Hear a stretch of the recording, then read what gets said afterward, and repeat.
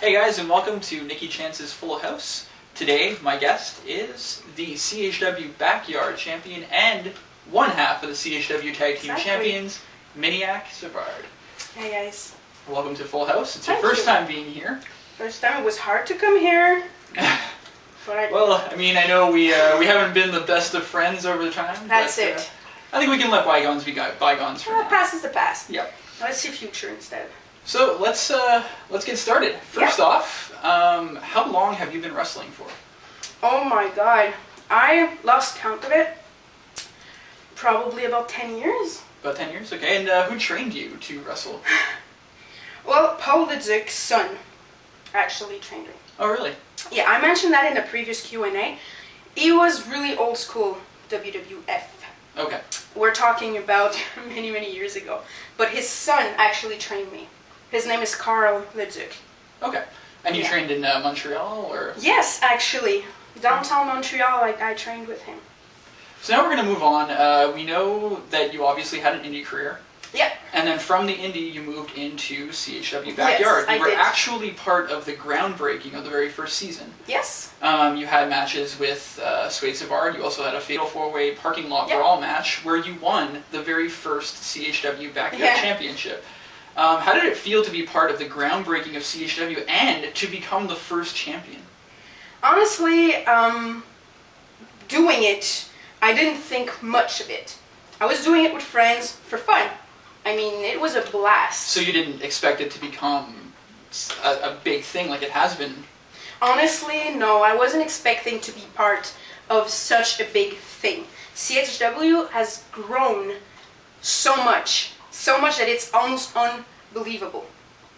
It's almost unbelievable. It is pretty crazy. I mean, just from when I started, it went from 4,000 subscribers to, what are we at, like almost 28,000? 28,000, something like that? Yeah. It's really ridiculous, but it felt really great to do my passion with Suede, actually. Then I met Mad Rage. For your next question, how did it feel to be champion? I mean, I got lucky. Okay, let's face it. Suede, awesome competitor. Mad Rage, awesome competitor. We'll exclude Jesse. No, I'm sorry. No, he was awesome competitor. I just really got lucky.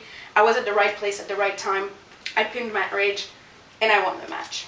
It felt awesome. So now we go on to Season 2. The CHW roster expanded and brought in some unfamiliar faces. We had our David Storms, our Scorpion, Manson, and then, of course, somebody that you're very familiar with, Innovator.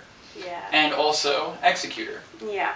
And so you defend your championship a couple of times. I believe it was against Eliza Raven you defended. You defended against Matt Rage as well, I believe. Yeah. And then you go on to defend against Executor and Innovator in a triple threat match. That Matt Rage sent, yes. Yes.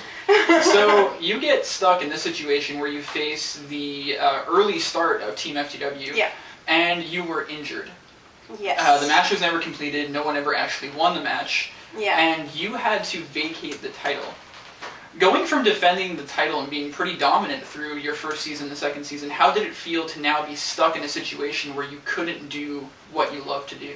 It was horrible. It was horrible. That was a legit injury, not part of any storyline or anything. I got a piece of barbed wire. It got stuck in my leg. It got infected. Okay. I was lucky actually to keep my leg, but just the feeling of never losing that title, it haunted me for the rest. Well, then to now actually. Yeah. It haunted me for a long, long time to never had lost my title. Worst feeling in the world. So we move on to now Season 3, where there was the Tag Team Championship Tournament, where you and Suede, you returning, obviously, from your injury, and you faced up against, it was Scorpion and David Storm in one of the rounds. Absolutely. And then you also faced Innovator in the final round, where he didn't have a tag team partner, he was wrestling by himself. Yep. As we know, there's an infamous moment in CHW, which was the Flaming Table, where you and Suede put him through it, and he suffered very serious burns. There was actually a Full House episode where I had him on and he talked about it. You won the championships, but did you feel any regret towards what happened to him? I mean, it was an accident. I mean, I'd like to say payback is a bitch, but it wasn't intentional, even though I got a lot of heat for doing it. Mm-hmm. I mean, did I have any regret or guilt or anything? I mean, no. Well, a little bit. But that passed pretty fast because it's innovator. But, but no, seriously, I did regret the accident, what happened. It was a stupid thing we did. Nobody should go through a flaming table, especially shirtless. Yeah, it looked vicious. You get a brief glimpse of what the scream sounded like when he went through it, and obviously the video footage cut, we couldn't show that kind of stuff. It was the heat of the moment. It just felt good at the time of doing it, but then it's like, maybe I shouldn't. Yeah, well, now we move on to season 4. It started off with a gauntlet match, which you were a part of. You and Suede eliminate each other. Rick Roberts becomes the champion. Face him and lose in a rather, well, some might consider stupid fashion, where you kind of put yourself into the thumbtacks. You lose the tag team championships to, again, Team FTW, this time Innovator and Devastator. Yes. You were sort of coerced into doing that match with Suede, sort of telling you, like, we should defend it. Did you dislike his decision? Were you mad at him for making you defend those titles? Was I mad at him? No. Like, I can't be mad at him for that. I had to defend it. My confidence level was at his lowest ever. Mm-hmm. I had no intention of defending my title. Hell, I didn't have any intention of wrestling. I was such in a losing streak, I just couldn't achieve nothing. Okay, I was just really lost everywhere. So no, I wasn't mad at him. I had to. You know, it's something I have no choice. You're the champion, you defend it. You know? So we move on now to season 5. Not another great season for you. You did go up against Eliza Raven and win. However, you did suffer more injuries. You faced me, a newcomer, CHW. I won. We had the match of the year. Yes, which is a pretty good accomplishment for me for my first season, and you for not having actually been a major fixture for quite a while. Yeah. How did you feel winning that award and having putting sort of an end to your feud with Eliza Raven?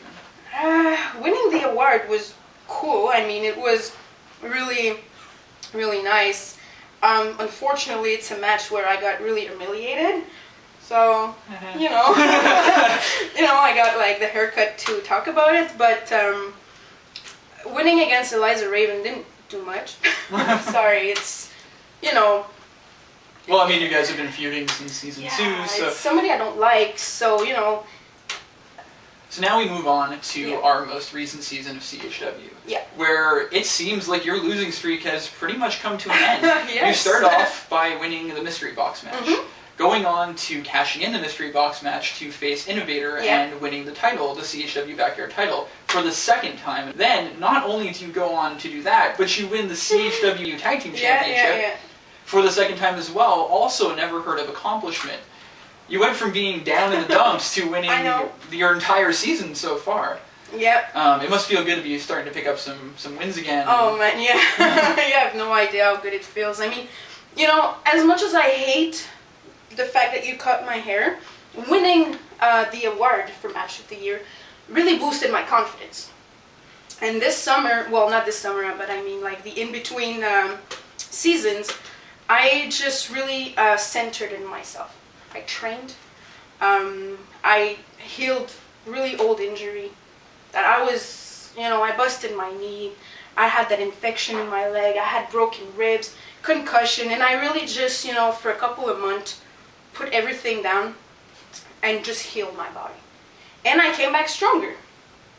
And it really shows because you're as you're sitting here holding the 2 championships. I'm just waiting for this one. But, well, I don't think that's going to happen anytime soon. But I don't want it. I think I have enough. I don't have any more space on me. I get that. I don't think it wants you either. So, like, now I want to talk to you a little bit about your husband, actually, Suede Savard. You decided to pick him as your tag team partner. Some might consider it a stupid decision, considering that he's, well, close to the end of his career, if not actually at the end of his career. Yeah. I know that there's been a couple of times that he's looked like he was going to basically give up the championship. Do you know where his head is at, and do you think that that is a possibility? You know what? I don't know where his head is at. As for your why him, I mean, first of all, I didn't choose him. I was going alone. Fair enough. And it's well documented that I refused his help many times, and he just showed up and refused that I go alone. Okay. Crystal even showed up. We see him in the video.